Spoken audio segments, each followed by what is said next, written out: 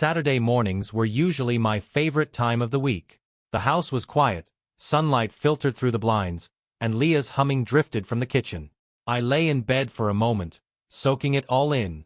Life wasn't perfect, but it was good, steady. We had our routines, little traditions, and unspoken agreements that made things easy. I finally forced myself to get up. As soon as my feet hit the floor, a sharp, uncomfortable tug gripped my stomach. At first, I thought maybe I'd slept wrong or twisted something during my run the night before.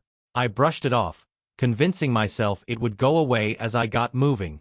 When I made it to the bathroom to wash up, the pain hadn't faded. In fact, it was sharper now, like something was pulling at me from the inside. I leaned over the sink, gripping the edge for balance, and took a deep breath. Maybe I was coming down with something. Leah called out from the kitchen, asking if I wanted toast or eggs. I managed to shout back toast, without letting on how bad I felt. A moment later, she popped her head around the corner, holding a mug of coffee, and said I looked a little pale. She gave me one of her teasing smiles and told me not to push myself too hard at work today. I nodded and tried to brush it off, but as I straightened up, the pain flared again. It wasn't just my stomach anymore, it felt like something sharp radiating down my side. My legs wobbled for a second before I steadied myself. When I finally sat down at the kitchen table, Leah handed me a plate of toast and sat across from me. Her brow furrowed as she watched me pick at my food, barely taking a bite. I could feel her eyes on me, waiting for me to explain why I was acting so off. Eventually, she asked if I was okay. I tried to shrug it off, saying it was probably just a cramp or something I ate. But she wasn't buying it. She set her coffee down and said I looked like I was about to keel over. When I didn't argue, her worry deepened. Leah insisted I call out of work and head to the clinic. I hated the idea of doctors. They always made me feel like I was making a big deal out of nothing. But the truth was, I wasn't sure I could handle the day if the pain didn't ease up. After some back and forth, I agreed.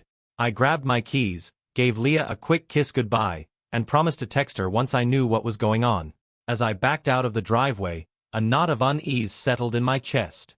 I couldn't explain it at the time, but something about this morning felt heavier than just a bad stomach ache. The drive to the clinic felt longer than it should have. Every bump in the road sent a jolt through my side, and by the time I pulled into the parking lot, my hands were damp with sweat. I sat in the car for a moment, gripping the steering wheel, trying to convince myself this was no big deal. Maybe it was something minor, a pulled muscle, food poisoning, something simple they could fix. Inside, the waiting room was as bland as I expected. Beige walls, a rack of outdated magazines, and the faint smell of disinfectant. I filled out the forms at the front desk, wincing as the receptionist asked if I was okay. Just some stomach pain, I mumbled, avoiding her concerned glance. After what felt like forever, a nurse called my name and led me to an exam room. She asked the usual questions. How long had I been feeling this way? Was the pain constant? Any recent changes in diet? I answered everything as best I could, still convinced it was something simple. She nodded, scribbling on her clipboard, then said the doctor would be in shortly. When the doctor finally arrived, he introduced himself with a calm, professional demeanor. He asked a few more questions, pressed gently on my abdomen, and frowned as I flinched. We'll need to run some tests, he said, his tone matter-of-fact. Blood work, a urine sample, and a couple of other procedures later, I was back in the exam room, waiting. I scrolled aimlessly through my phone, trying to distract myself. Leah had sent me a text asking how it was going. I typed back that I was still waiting and added a little smiley face to keep her from worrying. When the doctor returned, he carried a file and a look I couldn't quite read. He closed the door behind him and sat down, flipping through the paperwork. Then he looked at me and started to explain. You've tested positive for an STI, he said, his tone careful but firm. For a moment, I thought I'd misheard him. I blinked, trying to process the words.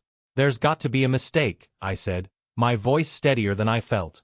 I told him I was married, that Leah and I had been exclusive since we got together. I didn't want to hear what I already knew he was about to say. The doctor explained that the test was accurate and that the particular infection I had couldn't have been contracted any other way. It's only transmitted sexually, he added, his words cutting through whatever denial I'd been clinging to. My stomach churned, not from the pain, but from the realization hitting me like a truck.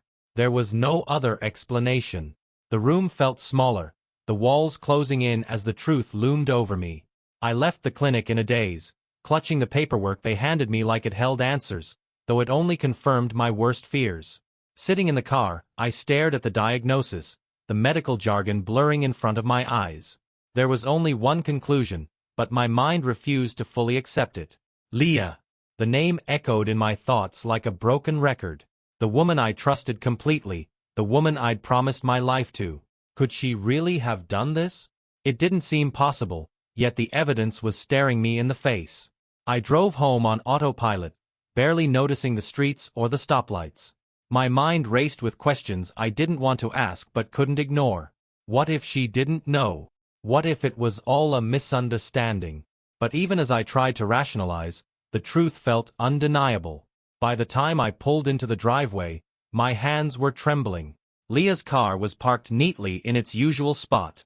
She was inside, probably curled up with her tablet, completely unaware of the storm I was about to bring into our lives. I sat in the driveway for a few minutes, staring at the house. It looked the same as it always did. White siding, flower boxes Leah had planted in the spring, the porch light she always left on during the day. It felt surreal to think that behind those walls, the life I thought we had might not be what it seemed. My heart pounded as I stepped out of the car, clutching the crumpled papers from the clinic. I felt like I was carrying a bomb. My mind raced, trying to figure out how to approach her, but no answer came. I didn't even know where to start. Inside, the house smelled like cinnamon, probably one of Leah's candles burning in the living room. She greeted me with her usual warmth, a bright smile that didn't quite reach her eyes when she saw my face. "You're back early," she said, tilting her head. "What did the doctor say? Are you okay?" I hesitated, looking at her, trying to see past her expression. She looked normal, like the Leah I'd always known. For a split second, I wanted to believe the doctor was wrong, that this could all be a mistake. But the moment passed. I couldn't ignore the truth. My throat felt tight as I sat down on the edge of the couch, setting the papers on the coffee table. Leah followed, sitting next to me, her concern growing. "I'm fine," I started, though the words felt hollow. But the results came back, and they're strange. Her brows furrowed, and she leaned forward, glancing at the papers but not touching them. "Strange how?" she asked, her voice steady but tinged with curiosity. I explained as plainly as I could, my voice shaking just enough to betray the calm I was trying to project. I told her about the diagnosis, about what the doctor had said, about how the infection could only be transmitted sexually. I stopped short of accusing her outright, my stomach twisting at the thought of what her response might be. Leah froze for a moment, her expression unreadable. Then she frowned, her eyes darting to mine. "That doesn't make sense," she said, her tone defensive. "You must have picked it up some other way.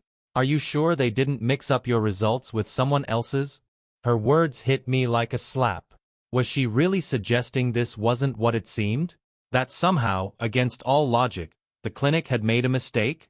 I searched her face for cracks, for some sign of guilt or panic, but she held her ground. I wanted to believe her. I really did. But something about the way she spoke, how quickly she deflected, how adamant she was about the possibility of an error, it felt off. Like she was trying too hard. I told her I didn't think there was a mistake, that the doctor had been clear. Leah's demeanor shifted, her shoulders tightening as she crossed her arms. "Well, I don't know what to tell you, Bernard," she said, her voice sharpening. "I know I haven't done anything wrong, and I don't appreciate being accused." The accusation. I hadn't even said the words, yet she was already on the defensive. My chest tightened, frustration bubbling up. I wanted to push back, to demand answers, but part of me wasn't ready for what those answers might be. Instead, I backed off, muttering something about needing time to process everything. Leah seemed satisfied with that, relaxing just enough to flash me a small, reassuring smile. "We'll figure it out," she said, reaching for my hand. I nodded, but her touch felt foreign. As I watched her retreat to the kitchen, I realized I didn't believe a word she'd said. Something was wrong, and whether she admitted it or not, I was going to find out. The rest of the day passed in a blur. Leah acted like nothing had happened, moving around the house with her usual energy. She folded laundry, cleaned the counters, and even suggested we watch a movie that night. But every time I looked at her, all I could see were the unanswered questions swirling in my head. I tried to keep it together, to pretend like I wasn't unraveling. I helped with chores, answered her small talk, and even laughed at one of her jokes, but my heart wasn't in it. Every smile I forced felt heavier than the last. Later that evening, Leah curled up on the couch with her tablet, scrolling through Pinterest or one of those decor apps she loved. She always looked so peaceful when she did that, but now, that calmness felt like a mask. I found myself staring, wondering if I'd missed something before. Some clue, some sign that everything wasn't as perfect as I'd thought. My mind kept drifting back to the doctor's words. Only transmitted sexually. No amount of rationalizing could make sense of it unless Leah had broken the trust one thought we shared. I replayed the last few months in my head, searching for anything unusual. There were small things, details I'd brushed off at the time. The night she came home late from drinks with the girls, her phone lighting up with notifications she didn't bother to check in front of me, her growing reluctance to be intimate. Back then, I chalked it up to stress or the natural ebb and flow of a relationship. Now, those moments felt like puzzle pieces I'd been too blind to put together. That night, as we got ready for bed, I couldn't shake the growing weight in my chest. Leah climbed under the covers, pulling them tight around her shoulders like she always did, and wished me good night. Her voice was soft, almost sweet, but I didn't answer right away.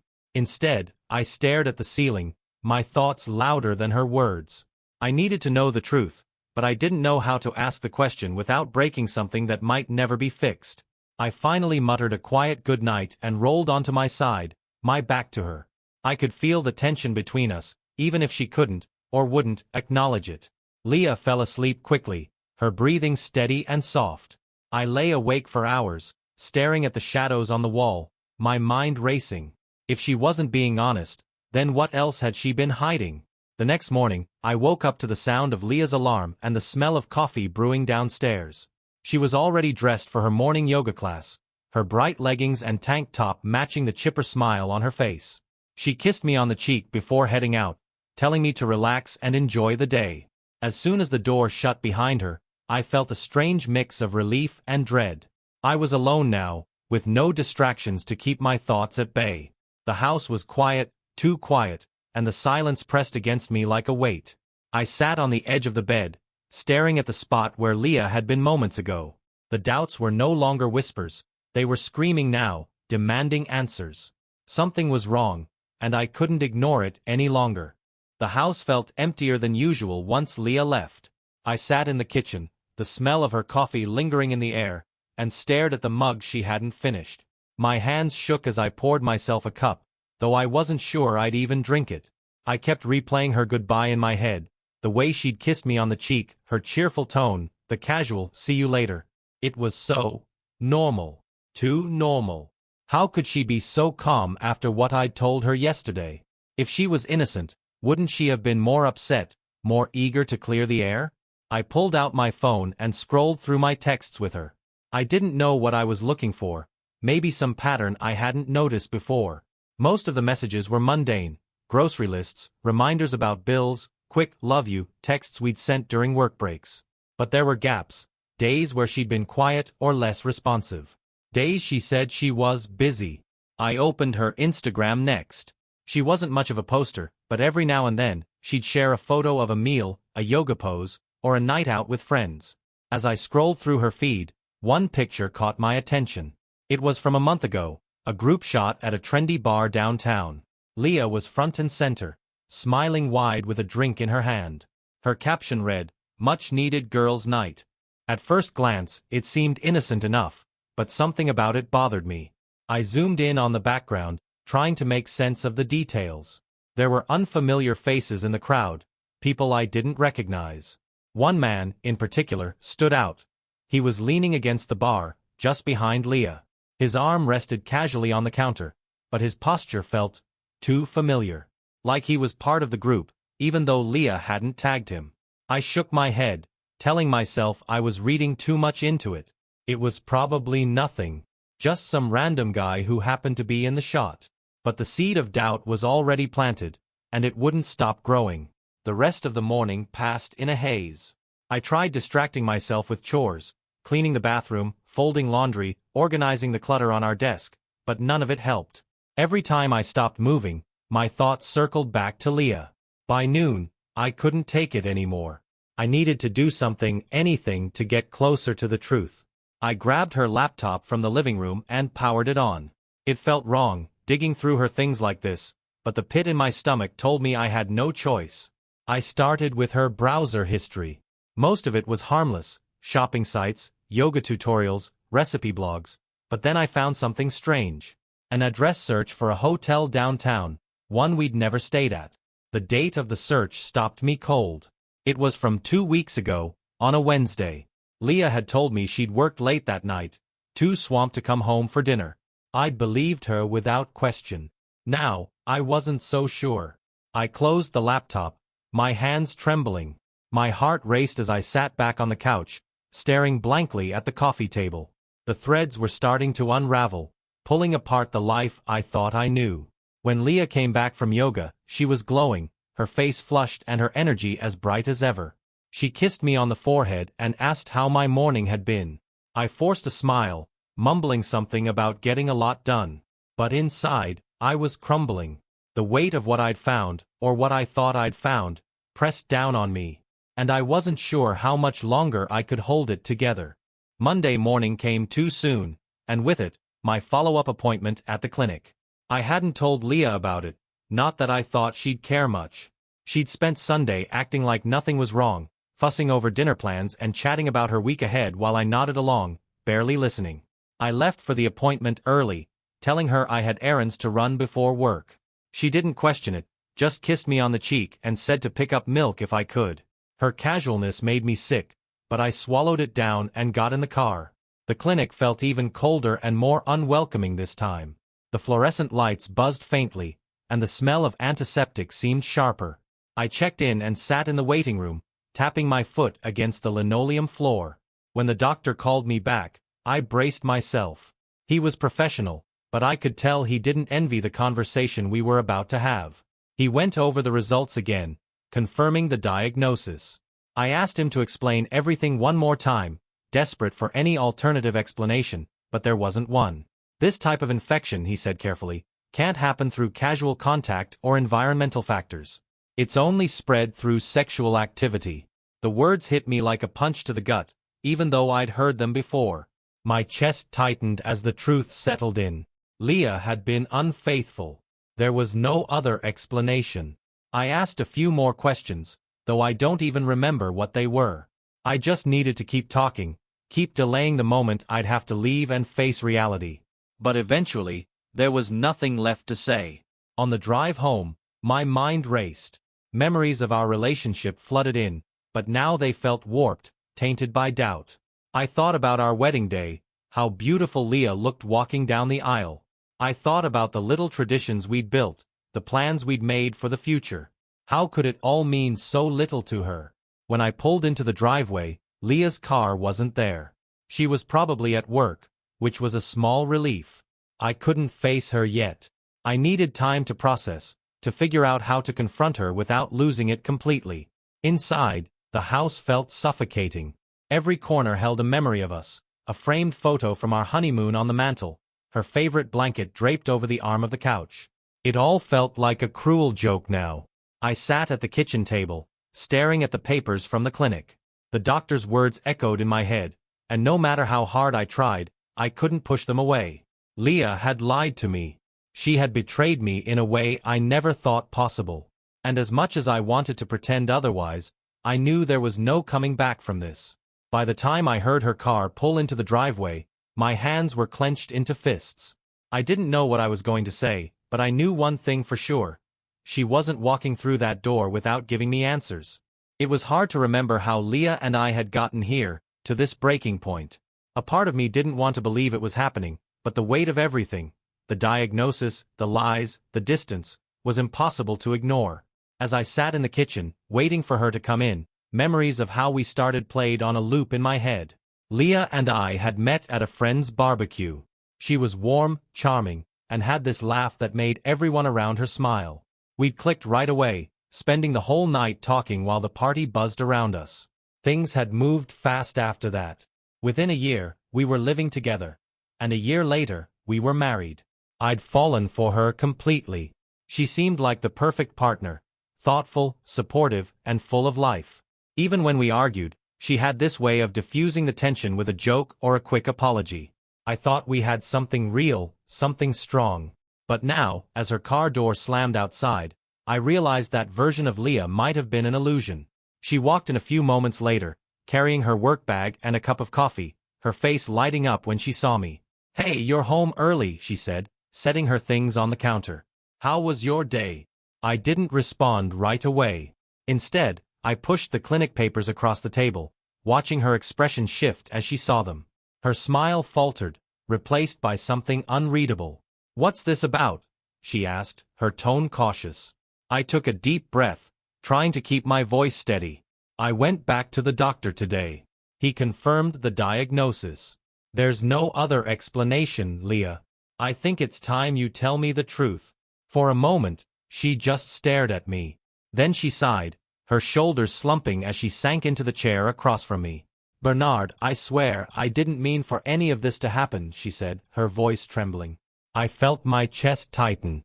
"What didn't you mean to happen?" I pressed, though I already knew the answer. Leah looked down at her hands, twisting her wedding ring nervously. "There's someone else," she admitted quietly. "It started a few months ago. I didn't plan it, but," she trailed off, her voice breaking. The words hung in the air like a grenade that had just gone off. My world crumbled around me as the truth settled in. She had been unfaithful. Everything we'd built, every promise we'd made, it all meant nothing to her. "Who?" I demanded, my voice sharp. "Who is he?" She hesitated before finally saying his name. "Derek." My stomach turned. Derek was one of those guys who thrived on attention, a perpetual party boy who had no respect for boundaries. I'd always thought he was obnoxious, but Leah had insisted he was just a fun, harmless friend. "Harmless," I muttered bitterly, standing up and pacing the kitchen. "You threw everything away for him?" Leah started crying, but I couldn't bring myself to feel sympathy.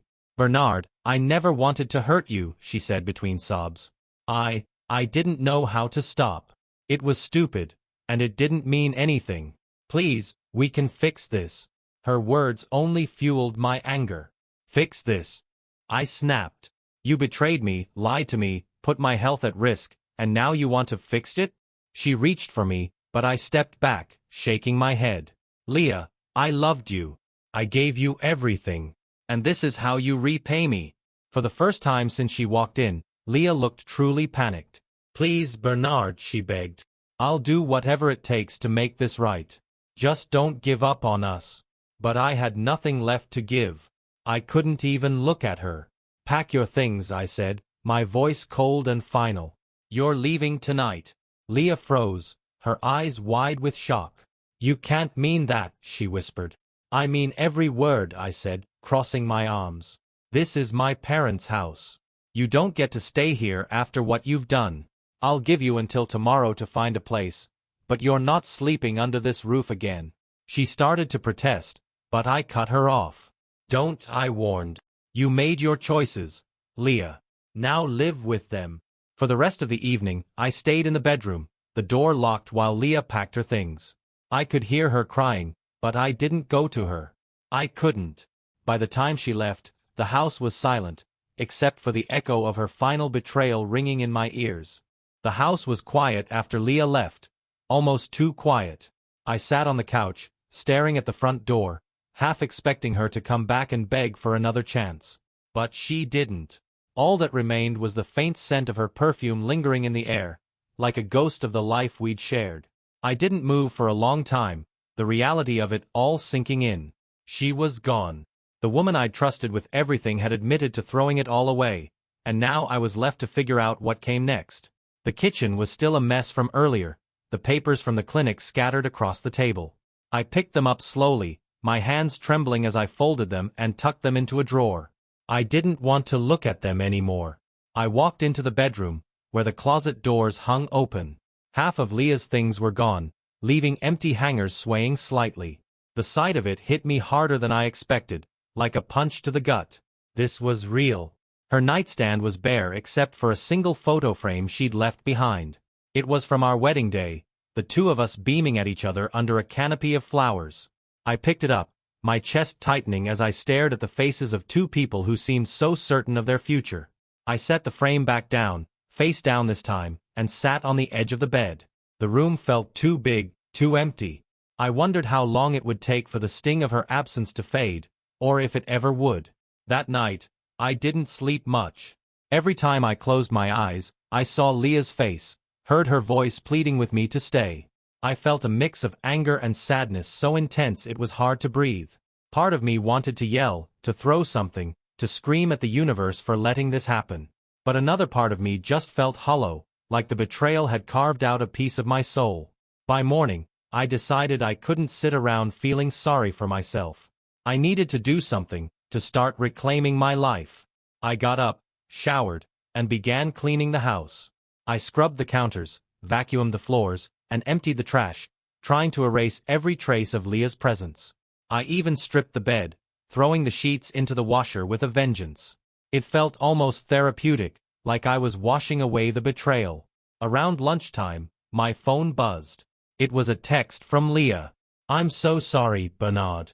I don't know how to fix this, but I hope someday you'll forgive me." I stared at the message for a long time, my emotions swirling. Anger, sadness, exhaustion. But mostly, I just felt done. I didn't reply. Instead, I blocked her number. The rest of the day was a blur of small tasks, organizing drawers, mowing the lawn, anything to keep my mind occupied. By evening, the house looked spotless, but I felt no better. The silence was deafening, a constant reminder that my life had been upended in the span of a few days. As I sat on the couch, staring at the blank TV screen, I realized something. Leah's betrayal had broken me, but it wouldn't define me. I didn't know how or when, but I'd figure out a way to rebuild, to move forward. For now, though, I just needed to take it one day at a time.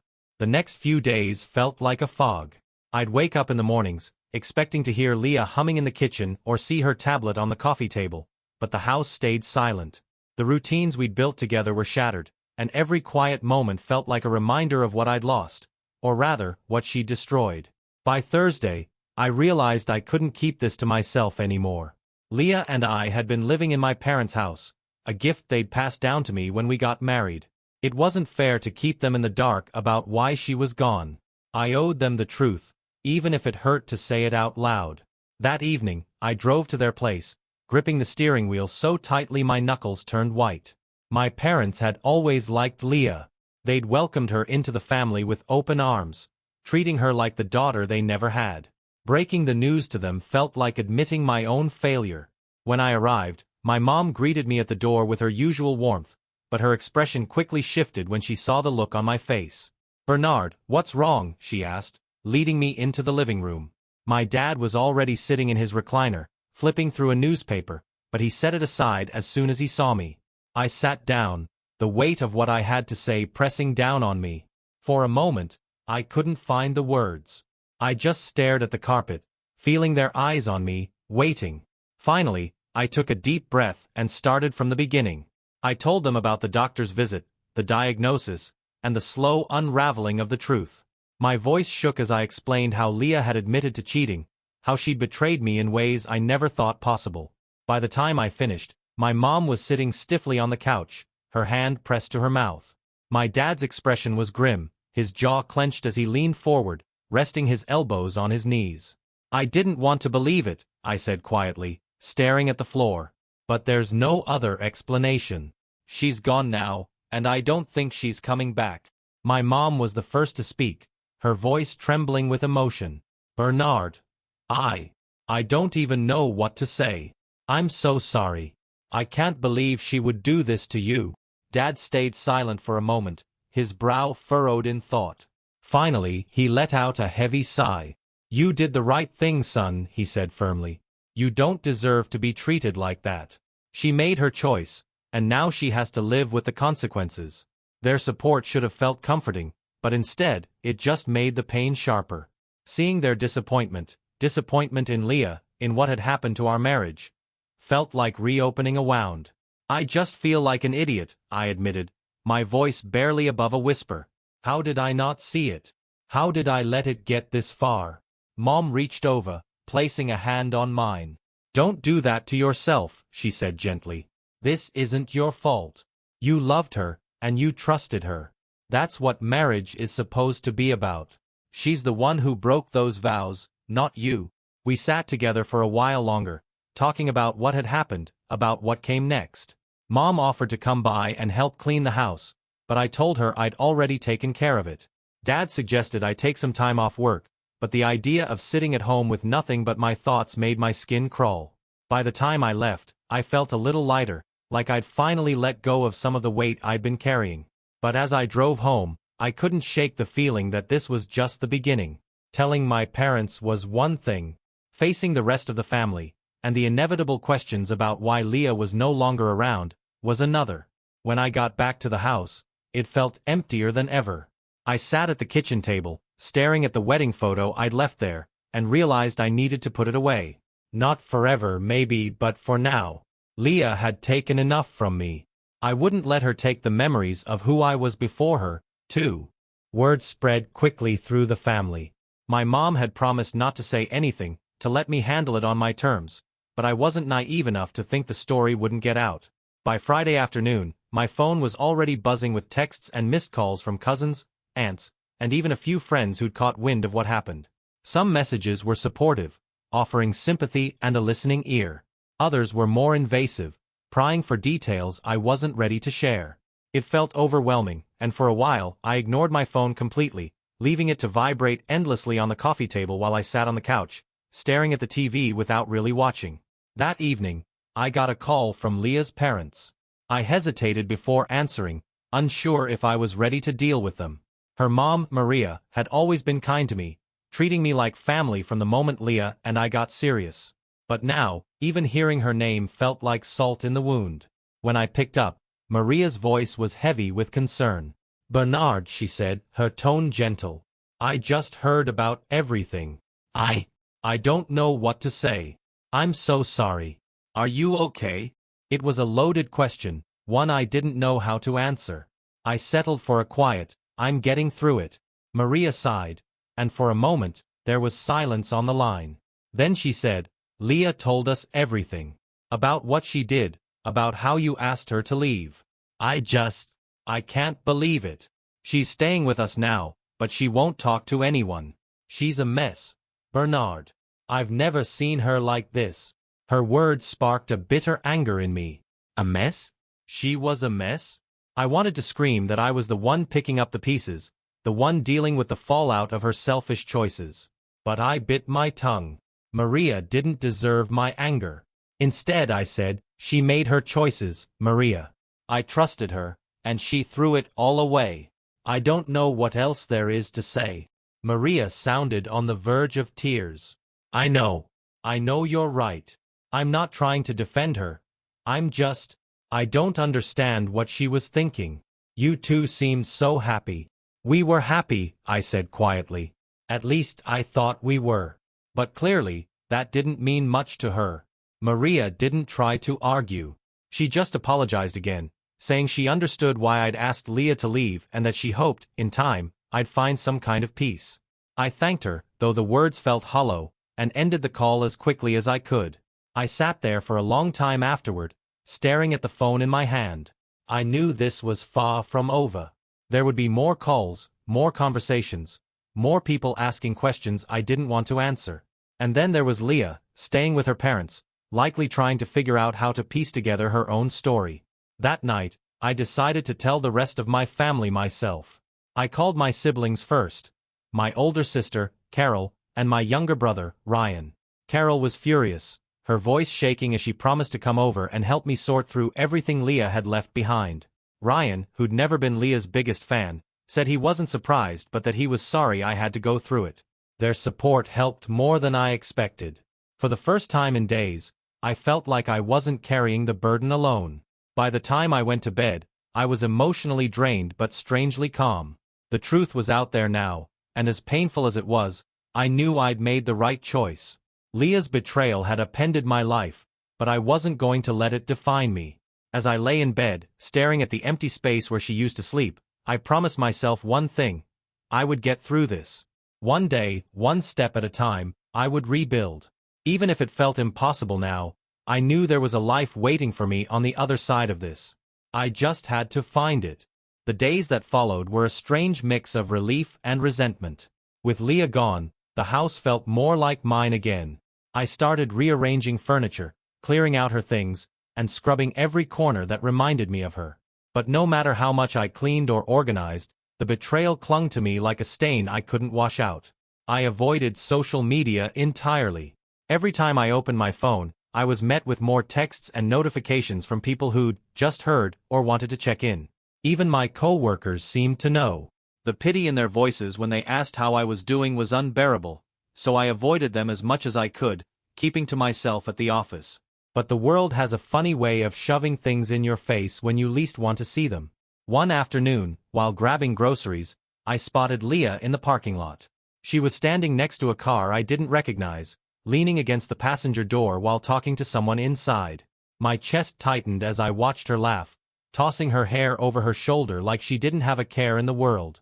I froze, debating whether to walk over or just turn around and leave. Part of me wanted to confront her, to demand answers she hadn't given me before. Another part of me wanted to avoid her entirely, to pretend I hadn't seen her at all. Before I could decide, the car door opened, and out stepped Derek. My stomach dropped. He looked as smug and carefree as ever, dressed in his usual flashy style. He said something to Leah, and she laughed again, reaching out to touch his arm. I clenched my fists, my nails digging into my palms. Seeing them together felt like a slap in the face, a confirmation of everything I'd feared. This wasn't just some fleeting mistake on Leah's part, she'd chosen him. I turned on my heel and walked back to my car, my appetite for groceries gone. My heart was pounding, my mind racing with 100 different thoughts. Why was she still with him? Did she even feel guilty for what she'd done? Back home, I paced the living room, trying to shake off the anger bubbling inside me. Seeing them together felt like reopening a wound I'd been trying to close. I couldn't understand how she could move on so easily, like our marriage hadn't meant anything. That evening, I got a call from Carol. She must have sensed something was wrong because she asked if I wanted company. I hesitated, not wanting to drag her into my mess, but the truth was, I didn't want to be alone. She came over with a bottle of wine and a bag of takeout, and we spent the night talking about everything. My anger, my sadness, my confusion. Carol listened without judgment, her steady presence grounding me in a way I hadn't realized I needed. "She's not worth this much space in your head, Bernie," she said, pouring me another glass. "What she did was unforgivable, but you can't let it eat you alive. She's not your problem anymore." I nodded, though her words felt easier said than done. Still, having someone there to remind me that I wasn't alone made the weight of it all feel just a little lighter. By the time she left, I felt more determined. I couldn't control what Leah did or who she was with, but I could control how I let it affect me. It wouldn't be easy, but I had to start focusing on myself again, on what I wanted, on the life I could build without her. As I climbed into bed that night, I told myself one thing. Leah's choices didn't define me. She'd made her bed, and now she could lie in it. It was time for me to start moving forward, even if it was just one small step at a time. A few weeks after Leah was out of my life, I decided I needed a fresh start. The house we'd lived in felt too full of memories. Good ones turned sour.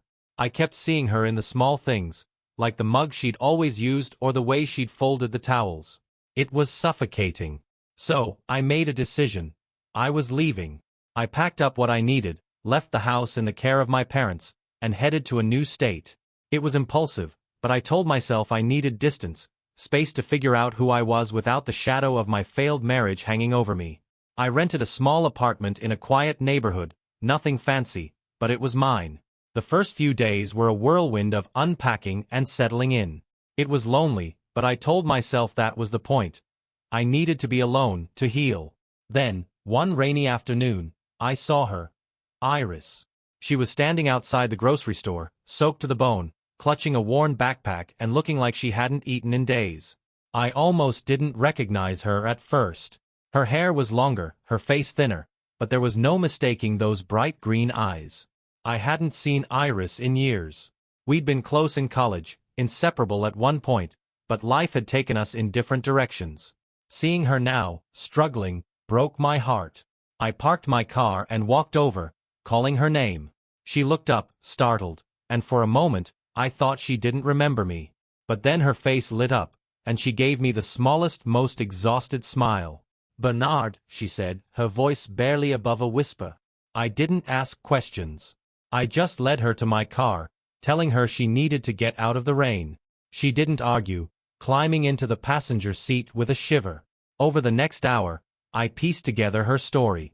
Iris had fallen on hard times after losing her job, and a string of bad luck had left her without a place to stay.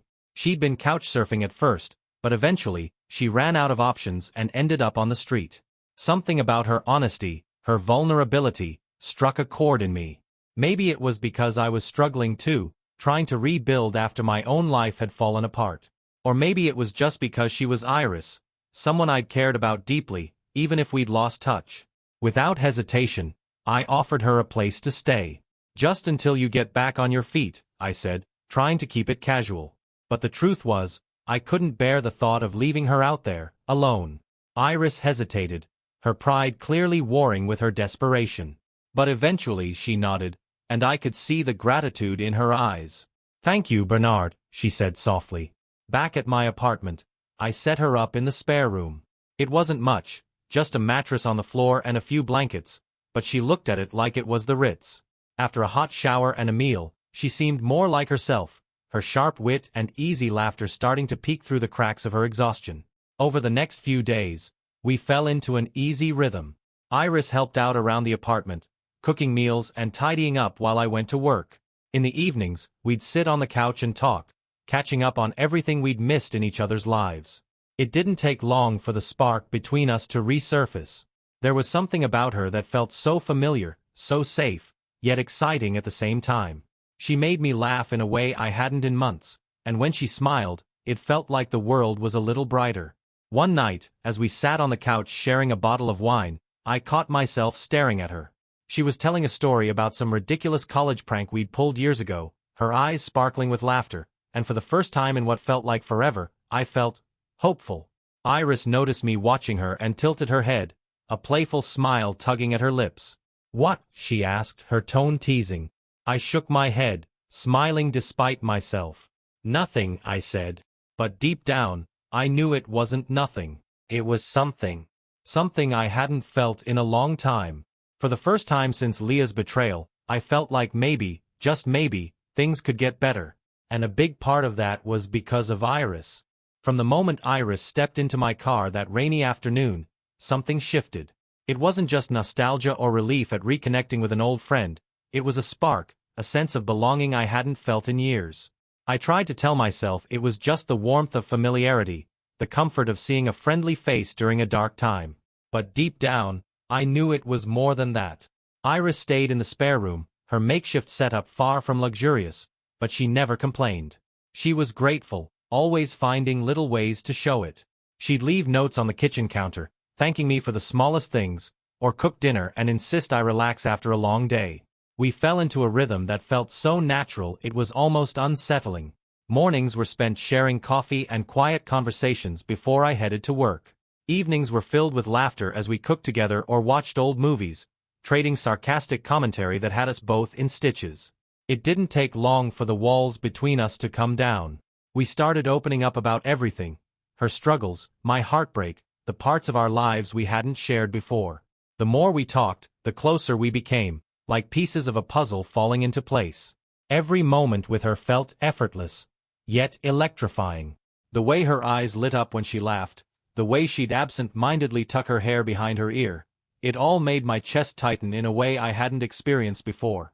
It wasn't just attraction, it was something deeper, something that made me feel alive in a way I hadn't since before Leah's betrayal.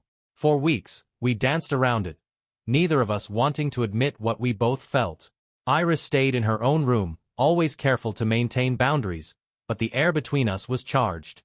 Every brush of her hand, every lingering glance, every late-night conversation felt like a step closer to something inevitable. One evening, after a long day at work, I came home to find Iris sitting on the couch, her face illuminated by the soft glow of the TV. She looked up as I walked in, her eyes meeting mine, and something in her expression made my breath catch. "Rough day?" she asked, patting the spot next to her. I sat down, the tension of the day melting away as soon as I was near her. We talked for a while, but there was an undercurrent to the conversation, an unspoken weight that neither of us acknowledged.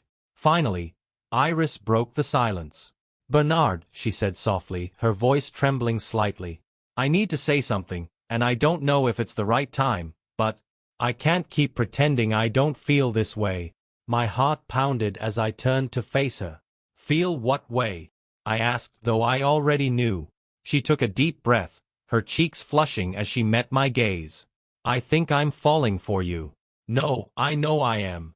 I don't know when it started, but you make me feel safe, like I'm finally home." Her words hit me like a wave, and before I could overthink it, I reached for her hand. "Iris," I said, my voice barely above a whisper. "You don't know how long I've been wanting to hear that. I've felt the same way since the day I saw you again. I just didn't know how to say it."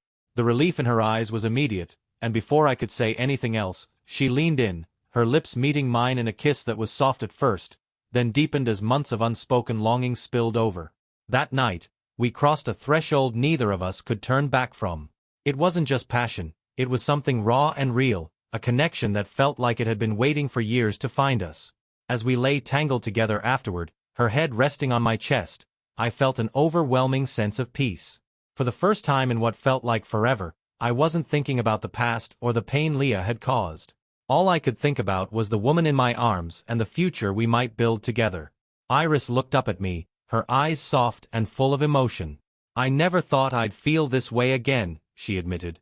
"Like I could trust someone completely." I kissed her forehead, holding her close.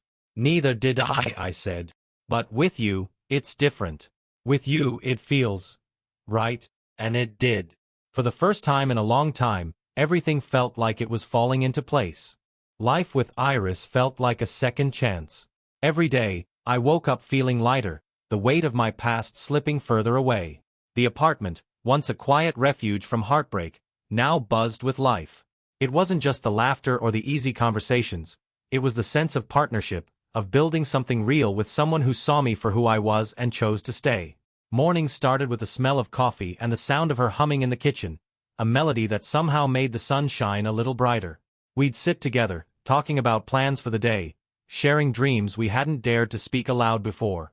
Iris found a job she loved, working at a local community center. She came home every evening with stories about the people she helped, her face glowing with pride. Seeing her thrive, knowing she felt safe and supported, made me happier than I thought possible.